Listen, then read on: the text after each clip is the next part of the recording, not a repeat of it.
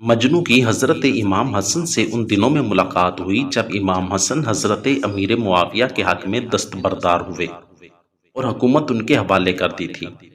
ملاقات میں سلام و جواب، حال و احوال کے بعد سیدنا امام حسن نے مجنوں سے فرمایا کہ میں سیدنا امیر معاویہ کے حق میں دستبردار ہو گیا ہوں اور حکومت ان کے حوالے کر دی ہے جنہیں سجدی تھی۔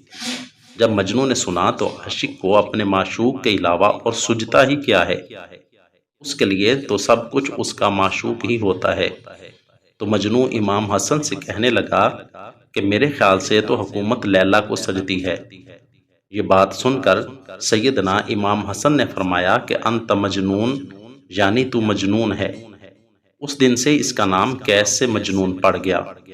وہ بیچارہ بے بس تھا، اس کے بس میں نہیں تھا۔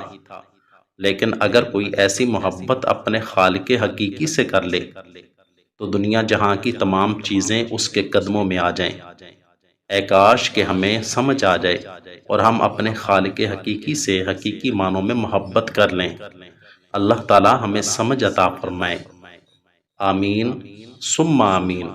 اگر آپ کو میری یہ ویڈیو اچھی لگی ہو تو ویڈیو کو لائک، چینل کو سبسکرائب اور ساتھ دیے گئے بیل آئیکن کے بٹن کو ضرور دبا دیں تاکہ ہماری آنے والی ہر ویڈیو سب سے پہلے آپ تک پہنچ سکے۔ شکریہ، والسلام۔